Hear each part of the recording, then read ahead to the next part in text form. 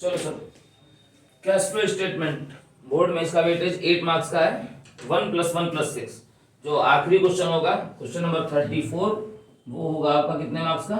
6 marks का। ठीक, और बाकी 1 + 1 + में क्या मिलना है तुमको? MCQs मिलने हैं। अब हम शुरू करते हैं इसको। कैश फ्लो स्टेटमेंट, यहाँ पे बोर्ड पे कई सारी चीजें लिखी हुई है। कैश फ्लो क्या होता है? तो flow of cash and cash equivalent. ठीक है, कैश और कैश के बराबर की चीजें, इक्विवेलेंट मतलब होता है कैश के बराबर की चीजें, इनका फ्लो। अब फ्लो कितने तरह के होते हैं? 2 तरह के होते हैं। एक होगा इनफ्लो ऑफ द कैश, यानी कि बिजनेस में पैसा आना, और एक होगा outflow of the cash, business में पैसा, बिजनेस से पैसा जाना। तो मतलब हम इसमें क्या रिकॉर्ड करते हैं? ये एक ऐसा स्टेटमेंट है which contains inflow, incoming, and outflow, outgoing of cash and cash equivalent from various activities. Business के कई सारे गतिविधियों की वजह से, एक्टिविटीज की वजह से। ठीक, तो पहले सर हमारे सामने एक नया वर्ड आया, कैश एंड कैश इक्विवेलेंट। ये क्या होता है? ये यहां पे है। कैश एंड कैश इक्विवेलेंट में सिर्फ यही 5 चीजें आती हैं। क्या गिना? कैश इन हैंड, दूसरा कैश एट बैंक, फिर cheque and draft in hand, फिर करंट इन्वेस्टमेंट और मार्केटेबल सिक्योरिटीज। ये 2 को आपको स्पेसिफिकली याद रखना है, क्योंकि कैश फ्लो स्टेटमेंट में कैश एंड कैश इक्विवेलेंट तो एक हेड बनाया ही होगा। ये तीनों चीजें अलग से स्प्लिटेड नहीं मिलेंगी, मगर ये आपको ध्यान देना होगा कि आपको कैश एंड कैश इक्विवेलेंट में अगर बैलेंस शीट में करंट इन्वेस्टमेंट या मार्केटेबल सिक्योरिटीज है तो वो आप ऐड कर लीजिए, ये उसी के अंदर का पार्ट है। ठीक, अब उसके बाद क्या है सर? वेरियस एक्टिविटीज आप कह रहे हैं। तो बिजनेस की एक्टिविटीज कितनी होती है? कंपनी की एक्टिविटीज कितने तरह की हो सकती हैं? यहाँ 3 है। पहली कौन सी है? सीक्वेंशियल ऑपरेटिंग एक्टिविटीज, दूसरी इन्वेस्टिंग, और तीसरी फाइनेंसिंग। तो ऑपरेटिंग एक्टिविटी से भी 2 चीजें होंगी, इनफ्लो और आउटफ्लो। इन्वेस्टिंग में भी 2 चीजें होंगी, इनफ्लो और आउटफ्लो। और फाइनेंसिंग में भी 2 चीजें होंगी, इनफ्लोज और आउटफ्लोज। ठीक है, ऑपरेटिंग एक्टिविटी में इनफ्लो होगा और आउटफ्लो होगा। किसकी वजह से? ये यहाँ पे वजह बताया हुआ हूँ। किस वजह से? वर्किंग कैपिटल की वजह से। वर्किंग कैपिटल में क्या क्या चीजें आती हैं? 2 चीजें आती हैं। कौन कौन सी? एक आता है तुम्हारा करंट एसेट्स, और दूसरा होता है तुम्हारा करंट लायबिलिटीज। यानी कि इनफ्लो हो या आउटफ्लो हो, किन चीजों से होगा? क्या, किस वजह से होगा? सिर्फ 2 वजहों से, या तो करंट एसेट्स की वजह से इनफ्लो आउटफ्लो होगा, या तो करंट लायबिलिटीज की वजह से इनफ्लो आउटफ्लो दोनों होगा। Investing activity, assets. एसेट्स में एक चीज है जो यहाँ पे ऊपर इसलिए स्पेस छोड़ा हूं। कौन सा एसेट? सर हम बात कर रहे हैं नॉन करंट एसेट्स की। इनफ्लो आउटफ्लो सिर्फ और सिर्फ किस वजह से होगा? इन्वेस्टिंग में नॉन करंट एसेट्स की वजह से। एसेट अगर बेचे गए तो पैसा आएगा ना, तो क्या होगा? इनफ्लो होगा क्या आउटफ्लो होगा? इनफ्लो। एसेट अगर खरीदे गए तो पैसा गया होगा ना, तो क्या होगा? और फाइनेंसिंग एक्टिविटी, अच्छा बैलेंस शीट में करंट एसेट का पार्ट तुमने देख लिया, करंट लायबिलिटी देख लिया, नॉन करंट एसेट देख लिया। अब बैलेंस शीट में और क्या बाकी रह गया? इक्विटी वाला पार्ट और नॉन करंट लायबिलिटीज वाला पार्ट, डेब्ट वाला पार्ट। तो फाइनेंसिंग में किस चीज पे फोकस करना है? एक नॉन करंट लायबिलिटीज वाले पार्ट पे और एक शेयर होल्डर्स वाले पार्ट पे, शेयर होल्डर्स फंड वाले पार्ट पे, सॉरी। ठीक है, अब एक और चीज, कैश फ्लो पढ़ रहे हैं, यहाँ पे मैं कुछ लिख रहा हूं, बताना ये कैश फ्लो में आएगा कि नहीं। ठीक है, purchase of machinery of ₹5 lakh and payment made by issue of shares of ₹5 lakh.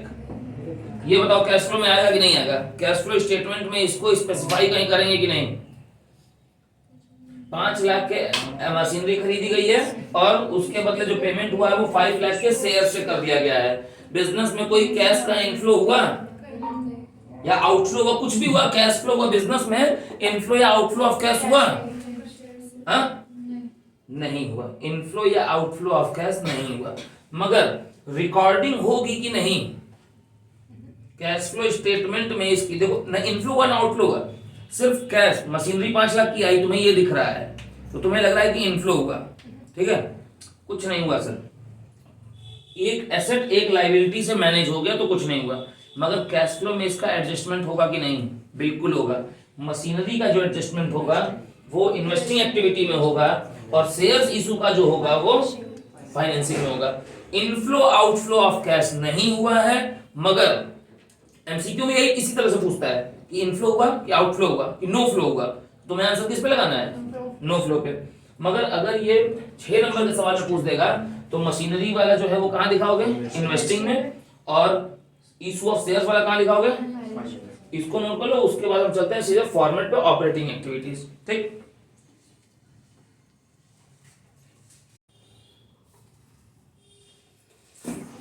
देखो कैश फ्लो स्टेटमेंट जब बनाते हैं तो फॉर्मेट सबको याद है, मगर अपन है रिवीजन में, तो सबसे पहले क्या निकालना होता है, नेट प्रॉफिट बिफोर टैक्स, और नेट प्रॉफिट बिफोर टैक्स निकालने का ये फॉर्मूला है।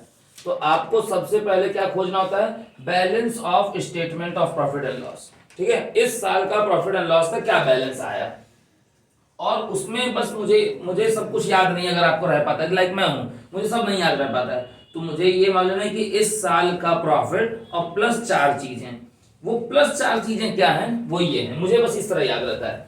Transfer to reserve, proposed dividend और इंटरिम डिविडेंड दोनों प्लस होंगे, बस गलती क्या होती है कि प्रपोज्ड डिविडेंड जो होगा वो कहां का होगा, वो होगा आपका सर प्रीवियस ईयर का, और इंटरिम डिविडेंड जो होगा वो क्या होगा, करंट ईयर का, ठीक। और provision for tax made during the year, इस साल हमने कितने का प्रोविजन टैक्स के लिए बनाया है, डाउटफुल डेट्स के लिए नहीं, टैक्स के लिए। कई बार ऐसा होता है कि जब बड़े क्वेश्चंस आते हैं तो प्रोविजन फॉर टैक्स अकाउंट भी बनाना पड़ता है वर्किंग नोट में सेपरेटली, ठीक, क्या बात है, बहुत बढ़िया, ठीक है। प्रोविजन फॉर टैक्स अकाउंट का यहाँ पे अपने पास फॉर्मेट है, कोई बात नहीं। अब हम आइए सर, वो देखो कुछ एक छोटा सा एग्जांपल अपने सेट किए हैं, देखते हैं हम क्या उसमें कर पाते हैं। ये सारे फिगर्स मिटा दें, ठीक है। अब सबसे पहले तुमको क्या निकालना है, balance of statement of profit and loss, provision for tax account यही बनाना वर्किंग नोट में सिखा दे रहे हैं। तो प्रॉफिट एंड लॉस का बैलेंस कितना है, ओपनिंग बैलेंस है statement of profit and loss, थोड़ा छोटा लिखा हूं मगर मैं पढ़ दे रहा हूं, ठीक। ओपनिंग बैलेंस है statement of profit and loss का 2021 में, ये 2021 का फिगर है, ये इधर वाला 2022 का, ऐसे ही होता भी है। तो 1 लाख रुपए है और साल के अंत में 140 है, ड्यूरिंग द ईयर कितने का प्रॉफिट हुआ, कैसे निकाले, दोनों के बीच का डिफरेंस 1 लाख और 140 प्लस 40 का डिफरेंस है, कभी कभी ये माइनस भी हो सकता है। तो balance of statement of profit and loss जो आया वो आया तुम्हारा 40,000। ट्रांसफर टू रिजर्व, कहीं उसमें रिजर्व दिखाई दे रहा है, हाँ, सिक्योरिटीज प्रीमियम दिखाई दे रहा है। रिजर्व का ओपनिंग बैलेंस कितना था, क्लोजिंग कितना था, ड्यूरिंग द ईयर रिजर्व में कुछ ट्रांसफर हुआ है क्या, कितना, 80,000 से 1 लाख, कितने का गया गैप, 20,000।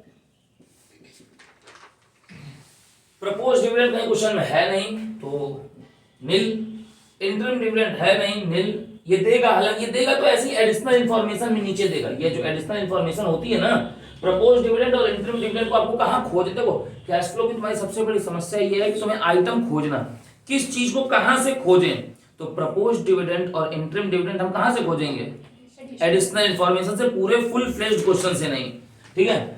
और ट्रांसफर टू रिजर्व और प्रोविजन फॉर टैक्स और ये सब कहां से खोजेंगे, जो उसमें नीचे नोट्स टू अकाउंट्स होते हैं उसमें से, और एडिशनल दोनों में से खोजना होता है, ठीक।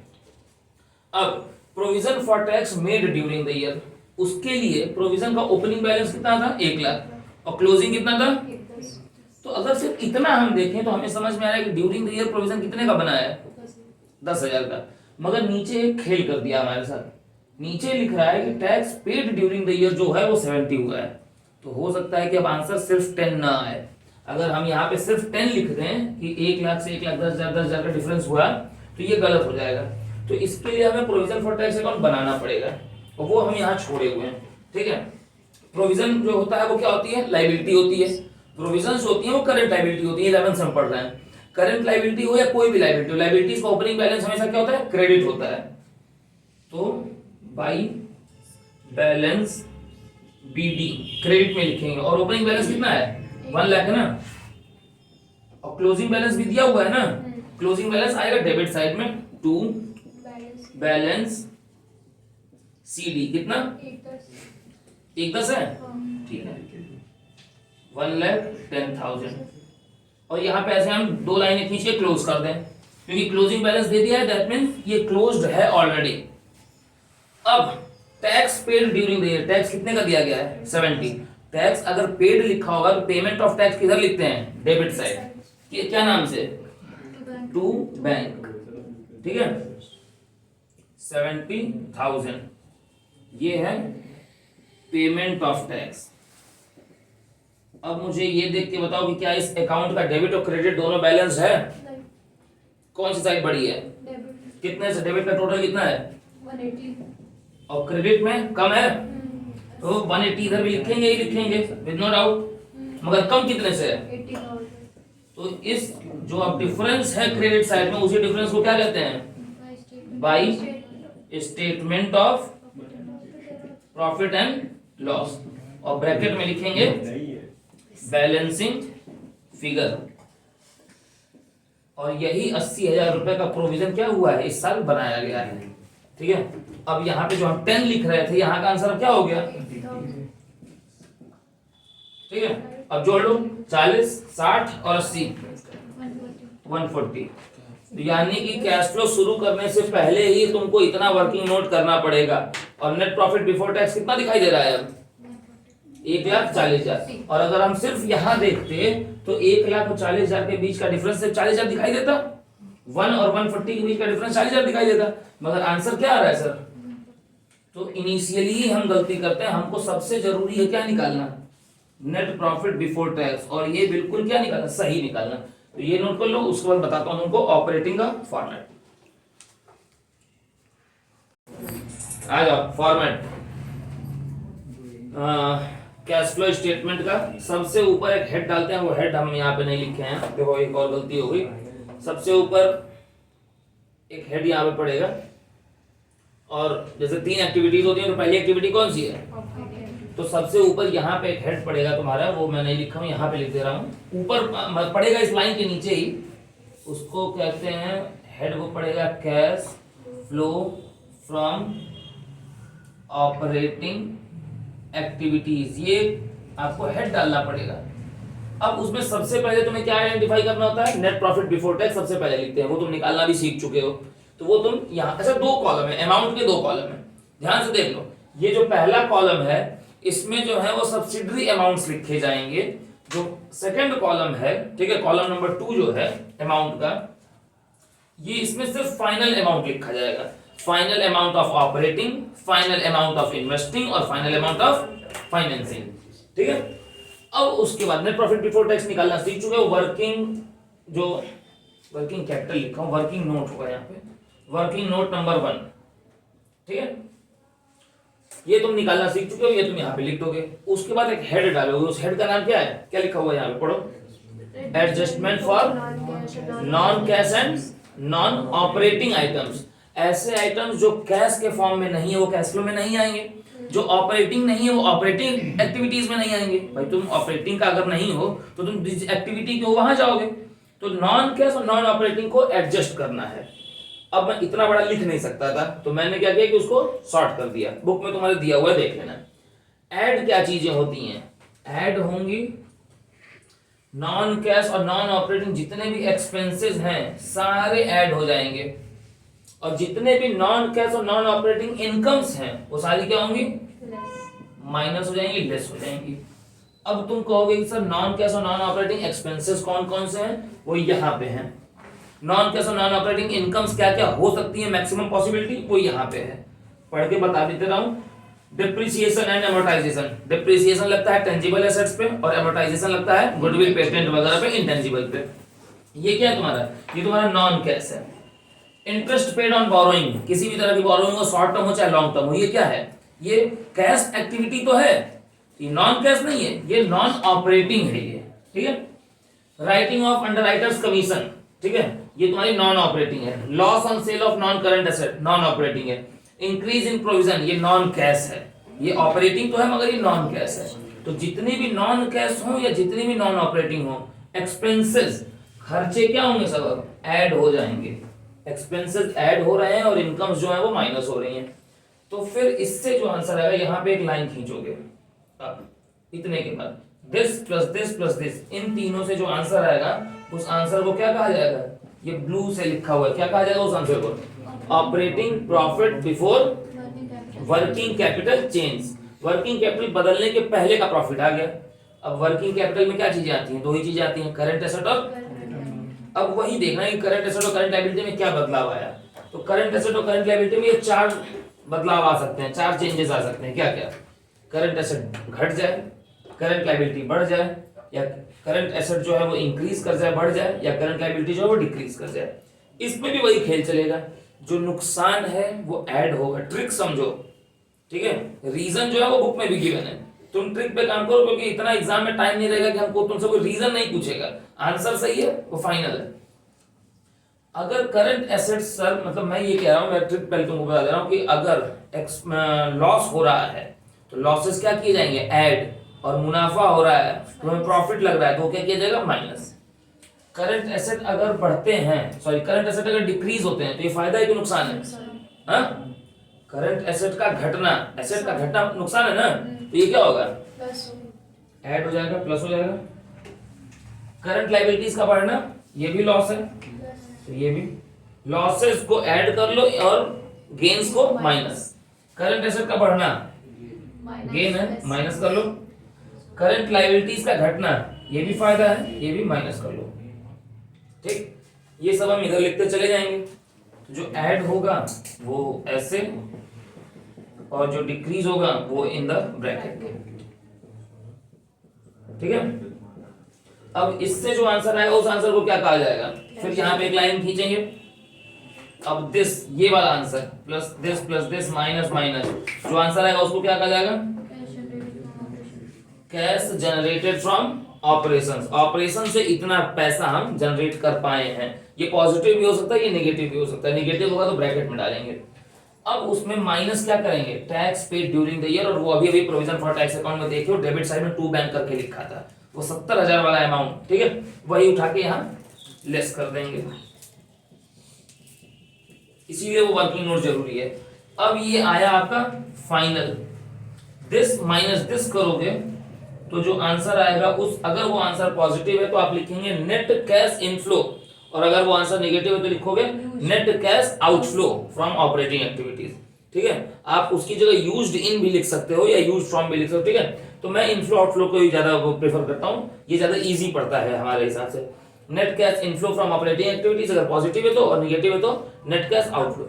अब जो ये आंसर आया ध्यान से देख लो, फिर यहाँ पे ये क्लोज करोगे और ये फाइनल वाले कॉलम में अब लिखेंगे। ये अब आंसर इंडिकेट करेगा ऑपरेटिंग का फाइनल बैलेंस। और एग्जाम में 6 नंबर के सवाल में 2 नंबर जो है, अगर सब सही है तो एंड में आके 2 नंबर यहां मिलेगा। अगर कहीं कुछ गलत है तो वहां उतना मार्क्स कटेगा, मगर अगर सब सही है तो ये आंसर जरूर चेक किया जाएगा तुम्हारा। मान लो तुम यहां से लेके यहां तक सब सही करते हैं, टैक्स पेड माइनस करना भूल गए, तो ये आंसर गलत होगा, ये गलत होगा तो ये भी गलत होगा, फाइनली पूरा कैश फ्लो गलत हो जाएगा।